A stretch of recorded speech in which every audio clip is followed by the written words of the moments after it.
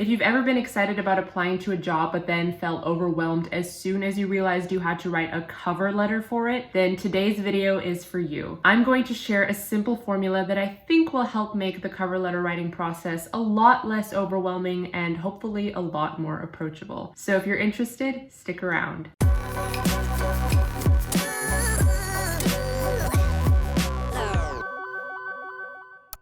So I actually filmed this video about 2 weeks ago, but while I was editing it, I realized that the video was just too long, too messy, and my stress was really showing throughout the entire video. I just started my new semester of grad school, so I've been balancing a new schedule, balancing new priorities, and I just decided you guys deserve better from me. Writing a cover letter is already overwhelming enough. You don't need an overwhelming video to guide you. So the video that you're watching today is a completely refilmed video just so I can share my tips with you in a more organized manner. For those of you who've been waiting, thank you for your patience. Before we jump into the tips though, I want to clarify that the cover letter format I'll be focusing on today is very much based on what I've picked up as a career specialist for students in the US. So you might find that the tips today are very much geared toward an American job market, an American employer, but it's possible that when it comes to structuring the content itself, some of my tips might be useful beyond the US. Either way, I just want you to keep that context in mind throughout this video, and as always, I can't wait to hear what you think in the comments below. So with that, let's get started. Before you can start writing a cover letter, I think it's important to understand what a cover letter is for. So for that, I have 2 points to help you understand the purpose of a cover letter. Firstly, I find it helpful to know what a cover letter is not in order to understand what it is.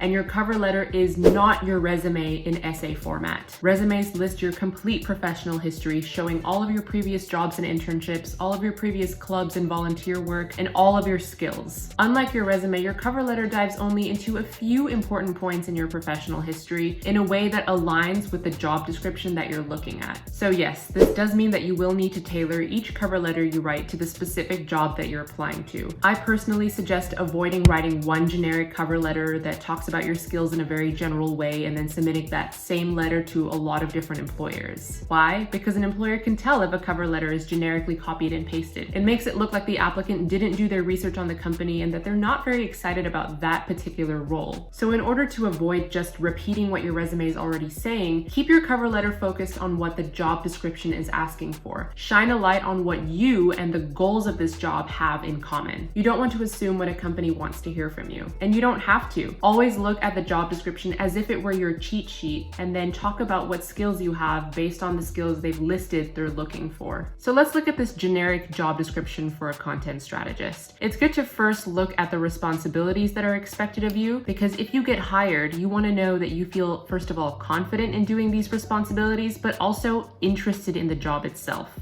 Then look at the qualifications section. This is where you start to see what skills and experiences you need to have in order to be considered for this job. Now, obviously, you're not going to answer every single thing on this list because that's overwhelming for you and the reader, and there just isn't enough space in the letter to do that. Which is why it's important to remember the second purpose of a cover letter, which is to get called back for an interview. I think this is important because a lot of people misunderstand the purpose of a cover letter as a place to list all of your experiences and to try to convince the company to hire you right there and then. In reality, you don't need to try to convince them to hire you based on the cover letter. If you manage to do that, hats off to you, but you really don't need to do that because the main thing you're trying to do here is to get them interested in you enough to call you back for an interview. Let me repeat that. You're just trying to get them to invite you for an interview. Think about it. Unless you have connections at a company, the cover letter is going to be the first point of contact with a recruiter. It's going to be the first time a recruiter is getting to know you. And imagine when you're meeting somebody for the first time. It's unlikely that from the first interaction you're going to know immediately that this is the person you want as your best friend or as your spouse. You probably still need to meet up with them 1 or 2 more times before you decide if this is someone you want to spend more time with. Most likely the goal of that first interaction is just to see what you and this person have in common and if there's a shared interest there. So just how you're unlikely to want to marry someone right after meeting them, a recruiter is also unlikely to offer you a job right after reading your cover letter. Most likely they'll be thinking about whether they want to get to know you beyond that cover letter, and in most cases, whether or not it's worth passing your cover letter on to the hiring manager,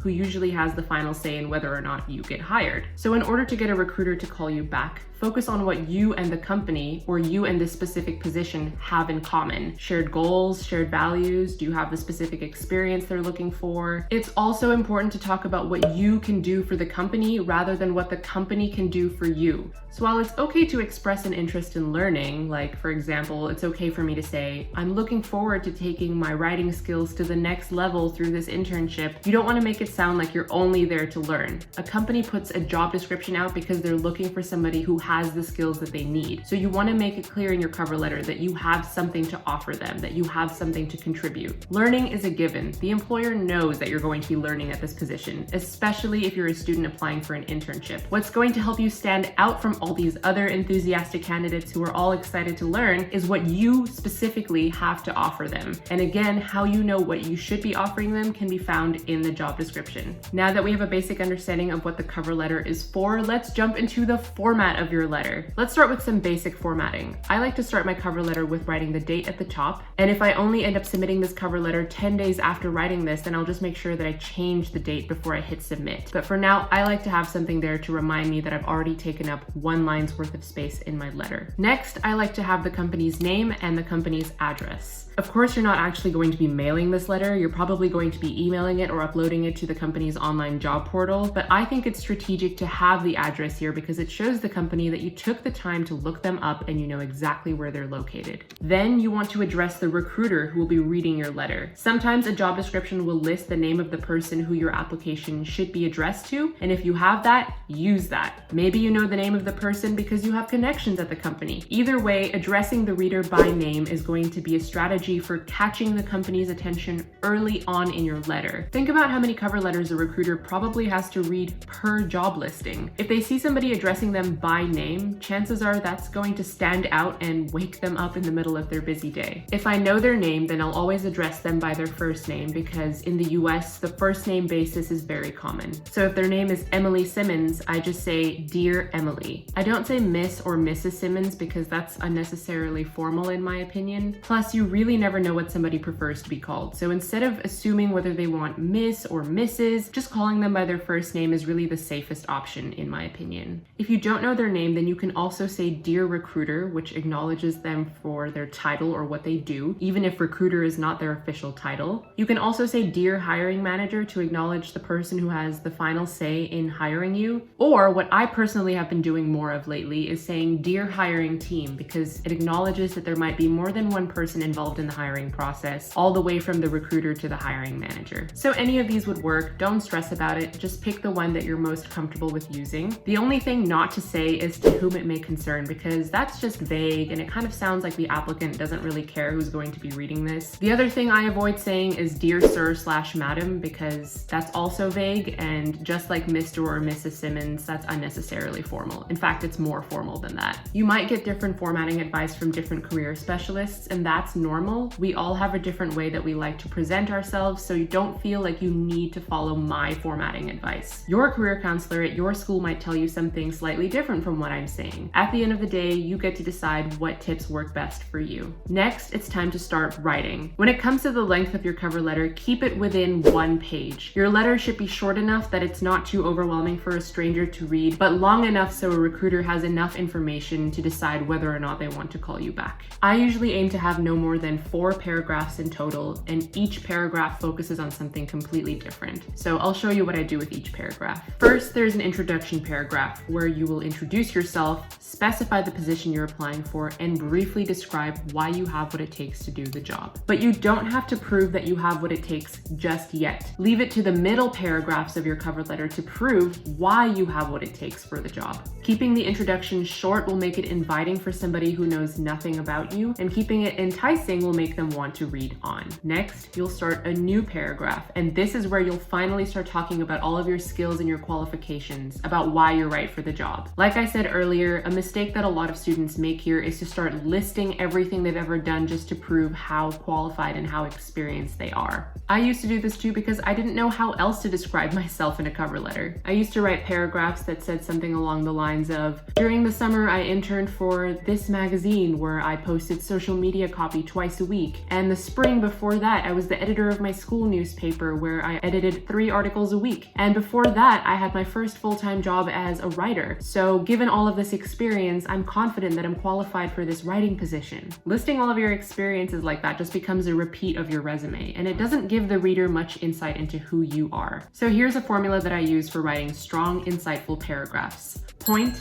example, link.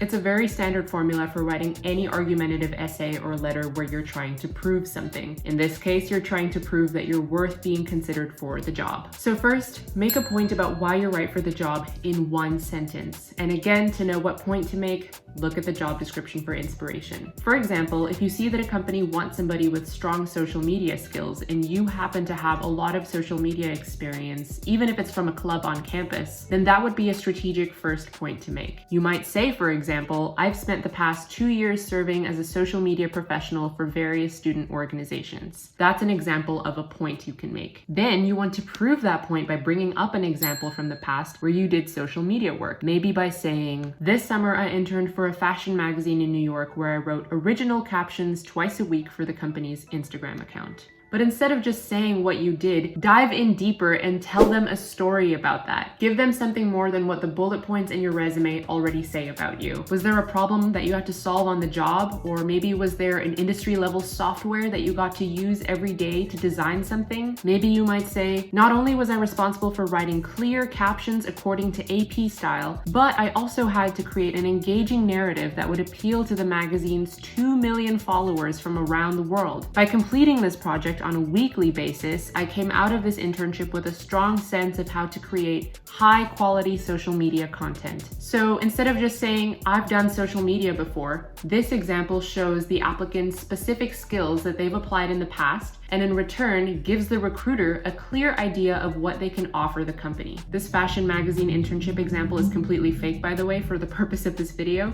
but you'll also notice that when I talk about my time at the internship, I specifically focus on my responsibility with social media, even though it's likely that I had lots of different responsibilities during this internship. Instead of telling the reader every single thing I've done at that internship, I focused on social media because, for one, remember that the point I made at the beginning of this paragraph is about my social media skills, and number two, trying to stuff every single responsibility from that internship in one paragraph is probably going to be overwhelming for the recruiter, and it's all on my resume already. So let the resume do its job and let the cover letter dive deep into 1 or 2 experiences that are most relevant to the job description. Finally, the last part of this paragraph formula is to link your paragraph back to the point you were making at the beginning of the paragraph, back to why you're right for the job. And just 1 sentence will do. You've already spent the entire paragraph talking about why you're right for the part, so you can just wrap the paragraph up here. So you might say something like, based on this experience, I'm confident that I'll be able to bring industry level best practices to the social media team at ABC Company. And that's it. Super simple formula for writing a strong paragraph. Bring up a point about why you're right for the job, bring up a strong example to support that point, and then link it back to the point. For the next paragraph, you're going to apply that same formula just by making a new point. So take a look at the job description again for some inspiration on what else you can offer them in that next paragraph. I personally make it my rule not to have more than 2 middle paragraphs because I don't want to overwhelm a recruiter who knows nothing about me, who's never met me, and I aim to focus on the most important, most relevant information about me based on where the job description and my experience align.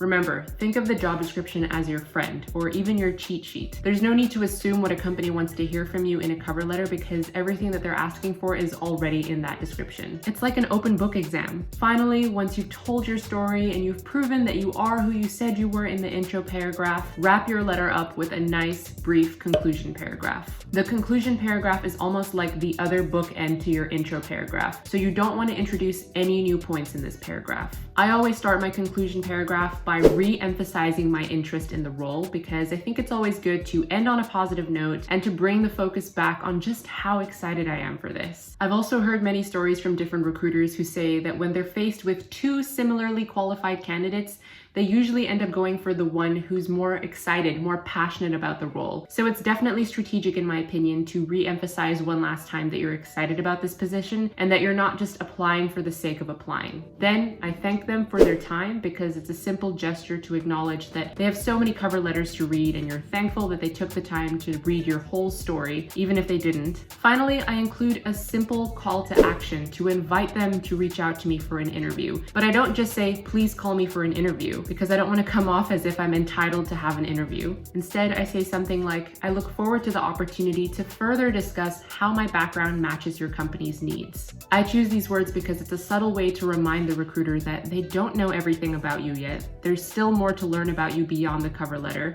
and that an interview would be a great way to do that. Remember, the purpose of a cover letter is not to tell the recruiter every single thing about you in hopes that you will get them to hire you then and there. You're just trying to get them interested in you enough to want to schedule an interview, enough to want to follow up with you after reading your cover letter. Finally, don't forget to sign off. I usually do a very neutral, friendly sign off like sincerely, Alexandra Hemmer. And then some people will tell you that it's important to include your contact information just below your sign off, but I'm going to tell you that it's a waste of space and that you don't need to remind the recruiter how to get in touch with you. Firstly, your contact information should already be in your resume, probably near the header with your name. Secondly, if you're emailing your application, then the recruiter will already have your email address in their inbox. And thirdly, if you're uploading your cover letter and resume to an online job portal, then chances are that application is already going to ask you for your contact information separately. So instead of dedicating 5 or 6 lines to your contact information, which the recruiter should already have, I would save that space so that you have more room to talk about why you're qualified for the job. With all of that, you've written your cover letter, and now you're ready to proofread. I cannot stress the importance of proofreading your cover letter enough because you never know how many small typos you might have made while writing your letter. Even as a journalism student, somebody who considers herself a professional writer, I make so many small typos that my eye just glosses over during the writing process. And the last thing I want is to only discover those typos after I've hit the submit button on my application. So give it a quick read through. I usually read it at least twice, and I also ask my partner to read it because I find that it helps to have more than one set of eyes looking at it. If you have someone that you trust to help review your cover letter, I recommend asking them for their help. If not, just make sure you read it more than once. Something that also really helps me is reading it out loud, which I find is especially helpful to do right before clicking that submit button. That being said, don't be too hard on yourself. If you've already done your best with proofreading, you already submitted the application, and then you still notice some small typos after you've submitted it, it's okay. Know that you've done your best, and if you are right for the job, your experience will shine through any minor typos. So with that, let's do a quick recap of the format. You'll have a brief intro paragraph. You'll have another paragraph where you make a point about why you're right for the job. You'll have another paragraph making another point about why you're right for the job. And then you'll wrap it up with a conclusion, thanking them for their time and hoping that you'll hear from them soon. That is my 4-paragraph formula for writing a cover letter. Next time you're writing a cover letter and you're feeling a little overwhelmed about getting started, try this formula out and see if it works for you. And I want to hear from you now too. Was there a tip from today's video that stood out to you? Is there something that you haven't tried yet that you're interested in trying in your next cover letter? Let me know in the comments. Finally, if you found today's video helpful, then please give it a quick thumbs up below. It really helps this channel out and it always means a lot. And if you're not already subscribed to this channel, then please click that subscribe button now so that you can stay tuned for more international student advice like this. Thank you so much for tuning in today. I will see you in the next video.